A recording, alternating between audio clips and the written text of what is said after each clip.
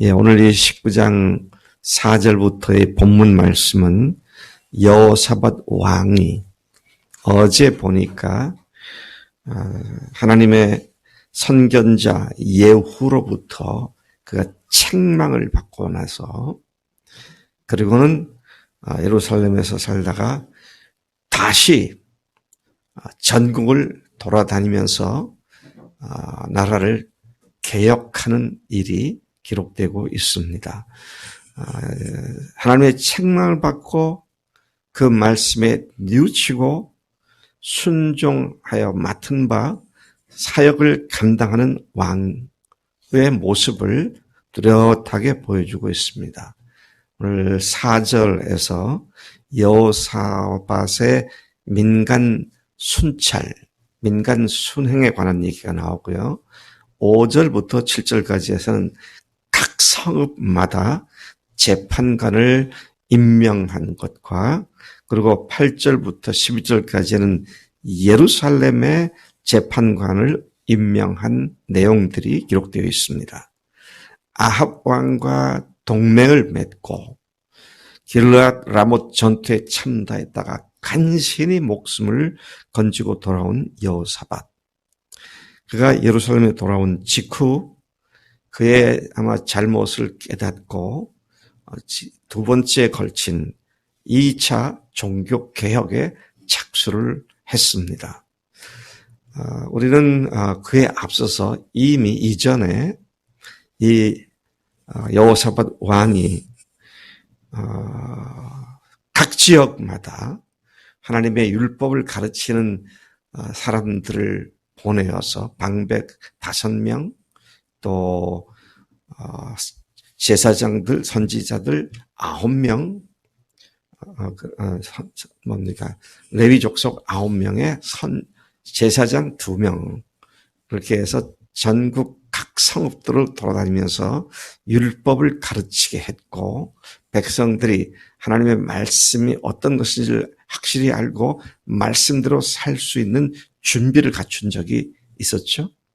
그런데 오늘 말씀에 보면 그들이 그 말씀대로 사는지를 잘 살피고 또 그 말씀대로 살 수 있도록 감독자로서 각 곳에 재판관을 세웠다. 이런 이야기죠.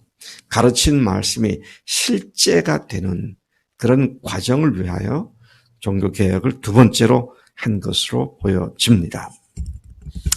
이와 같은 종교개혁의 노력의 결과로 그를 일컬어서 남왕조 유다 왕국의 3대 선왕 중에 한 사람이었다. 3대 3명의 큰 현왕으로서의 지혜로운 왕으로서 그 중에 그의 이름이 들어가 있는 것을 보게 됩니다. 히스기야, 요시야, 그리고 여호사밧 이 세 사람을 손꼽고 있는데 바로 그 중에 한 사람이 됐습니다. 그는 이 일을 통해 아합과의 동맹을 맺었던 실책을 만회한 결과를 가져오게 됩니다. 오늘 본문에서는 역대기 기자가 여호사밧의 종교개혁에 관하여 바로 히스기야, 요시야와 더불어 3대 현군으로 부각시키는 의미의 기록을 했던 것으로 보여집니다. 4절을 다시 돌아가 보면 여호사밧이 민간 순찰, 순행을 했다.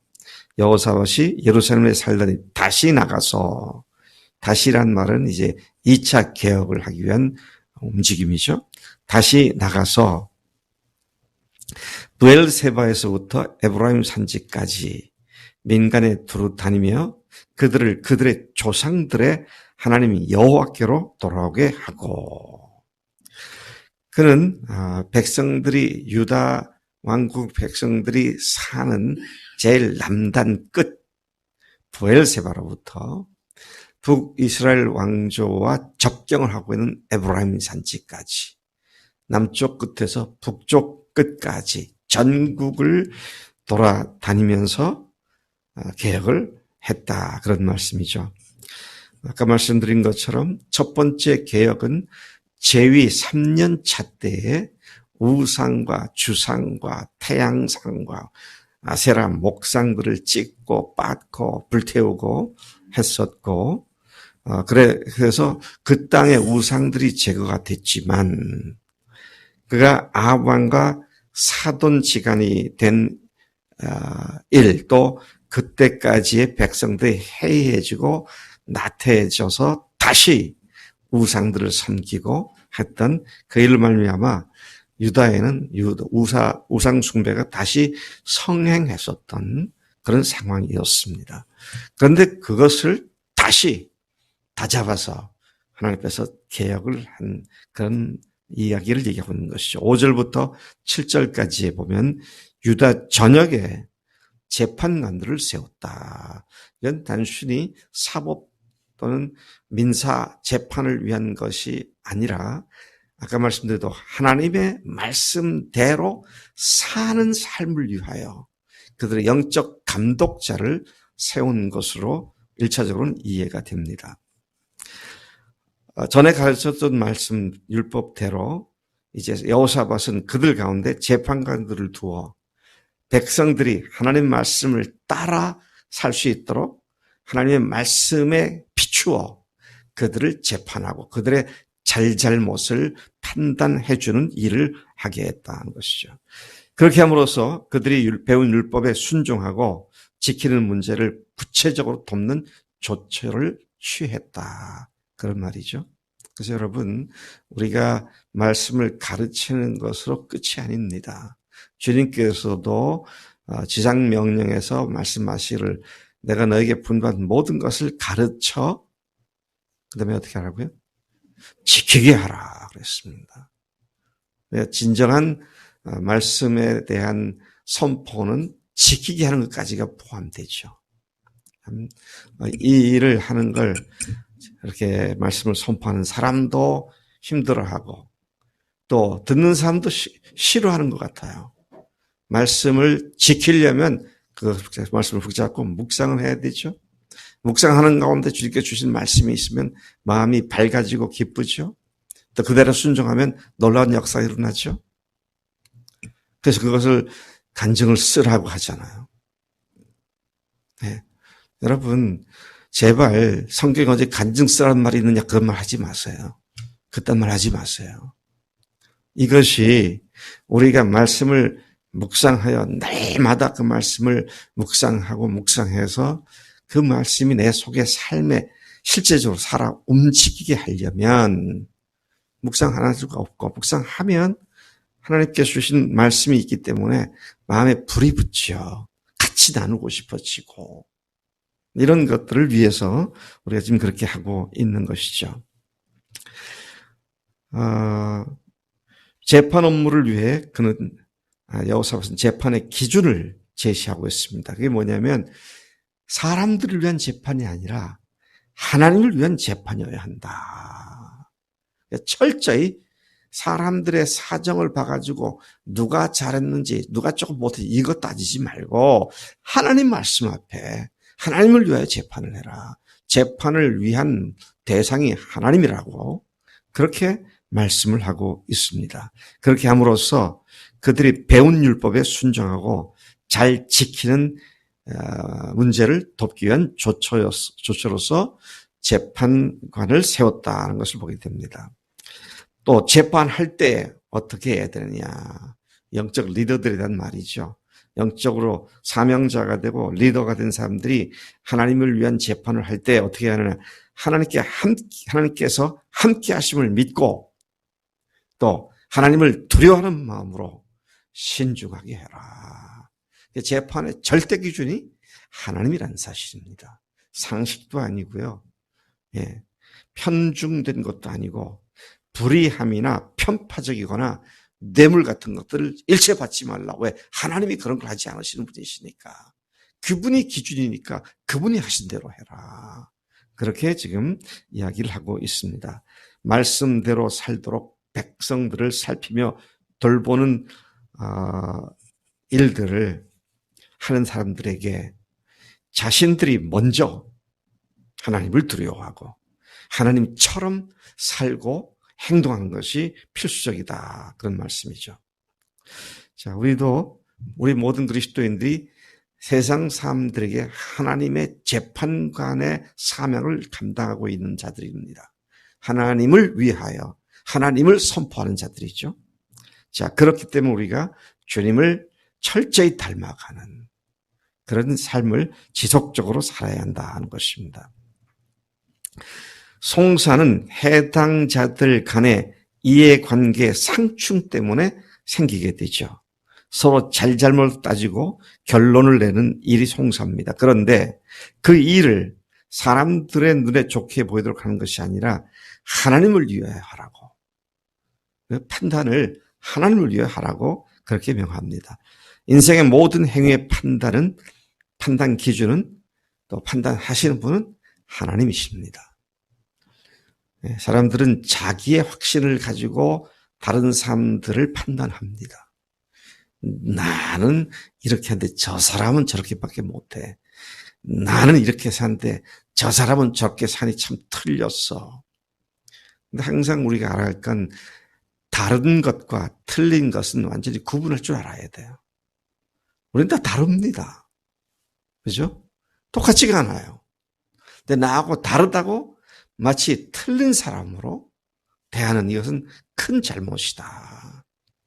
근데 달라도 무엇을 위해서 다르냐? 주님을 위해서 다른 것이죠. 그거는 얼마든지 달라야 되고요. 또 다름이 허용돼야 되고요. 근데 틀린 것을 가지고 서로 주장한다면 그거는 잘못된 것이다. 이 사실 우리가 분명히 알아야 할 것입니다. 참 여러분, 참 놀랍습니다. 모세 오경으로부터 시작된 하나님의 율법이 과거로부터 오늘 현대 국가에 이르기까지, 예? 모든 나라의 헌법과 형사법과 민사법이 그 기초가 십계명이고 하나님의 율법이라는 사실에 우리는 주목을 해야 합니다. 자, 이 하나님의 기본 원칙이 깨진 나라가 불의한 나라예요. 그래서 여러분, 제가 매일 기도할 때마다 항상 이야기해요. 불의함이 의가 돼버리고 의가 불의함이 돼버리는 이런 법을 만든 나라가 된다는 것이 얼마나 무시무시한 재앙을 불러올 수 있는가. 정말 우리가 이것 놓고 정말 진짜 기도해야 합니다. 네? 하나님 앞에서 하나님이 모든 인간들에게 주신 기본 원칙이 하나님의 성품을 그대로 담는 것인데 그 하나님의 성품이 바로 율법에 고스란히 표현되어 있다. 그래서 법을 하는 사람들, 법을 공부하는 사람들에게 있어서 하나님의 율법은 모법이 되는 겁니다, 사실은요. 자, 그래서 하나님께서 이스라엘 백성들이 철저하게 가르치고 또 그들을 지키게 하기 위하여 오늘 재판관들을 세우셨다. 자, 그 다음에 이제 전국 방방 곳곳에 재판관을 세운 것뿐만 아니라 예루살렘에 하나님께서는 이 여호사밧을 통하여 재판관들을 세우게 되죠. 일종의 고등재판소 같은 그런 곳이라고 말할 수 있습니다. 여기에서는 하나님께 속한 일, 즉 종교적인 일과 또 민사관계 등을 감당케 했습니다. 종교적인 일이라고 한다면 뭡니까? 어느 것이 하나님의 뜻이 더 정확한 것인가? 이것 때문에 시비가 붙었을 때에 그것을 말씀에 근거해서 판단하는 일을 해라. 그런 말이고요. 또 민사관계, 사람들끼리의 관계에 있어서 발생한 것들을 예루살렘에 있는 사람들의 경우를 그렇게 해라. 근데 예루살렘에 있는 사람들은 다른 지방에 있는 사람들과 달리 레위인들이 많았고요. 또 성전이 있었기 때문에 하나님을 섬기는 일에 관계한 사람들이 많았기 때문에 그들을 판단하기 위해서는 예루살렘의 특별한 고등재판소 같은 것을 만들었다. 그런 얘기가 되는 것입니다. 그들에게 그 일을 행할 때 다시 당부하는 말이 뭡니까? 진실과 성실함을 다하여 여호와를 경외함으로 그렇게 하라고 여호사밧이 다시 명령을 합니다. 그리고 마지막 절에 보니까 너희는 힘써 행하라. 여호와께서 선한 자와 함께 하실지로다. 개혁에 착수한 그의 모습을 통해 성도의 삶은 결코 안주하는 것이 아니라 계속 반복적으로 개혁을 함으로써 하나님 보시기에 합당한 삶을 사는 것이 우리 그리스도인의 마땅한 삶이다. 아, 됐다. 이제는 내가 안전하구나. 아, 내가 이제는 주 앞에 좀 섰구나. 뭘 서요, 서기는. 또 넘어지는데. 그래서 항상 넘어질 거리를 찾아보고 그것을 회개하고 자기 신앙을 다시 스스로를 반항하면서 저항하면서 주님 앞에 바로 자신을 세우는 일을 성령의 역사하심을 따라 순종하여 그렇게 살라고 말씀하시는 줄로 믿습니다. 하나님 아버지 감사합니다. 이 아침에 참으로 3대 선군으로 알려진 하나님 여호사밧 왕이 어떻게 그가 잘못한 것을 지적받고 다시 나라를 주님 앞에 바로 세우기 위하여 개혁을 시도했는지 오늘 말씀을 통해서 우리에게 일깨워 주시니 감사합니다. 하나님, 우리가 다시 우리 자신을 개혁하게 하시고 다시 회개하게 하시고 주님 앞에 다시 반듯하게 바로 서는 매일의 삶이 되도록 인도하시는 줄로 믿습니다. 오늘도 우리가 그렇게 성령님을 의지하고 잘못된 것 뉘우치고 돌이키고 주님 앞에 전심전력하여 마음과 뜻과 힘과 정성을 다하여 주님을 사랑하는 오늘의 삶이 되도록 인도하실 줄로 믿습니다. 감사합니다. 예수님의 이름으로 기도를 쌉나이다. 아멘. 아멘.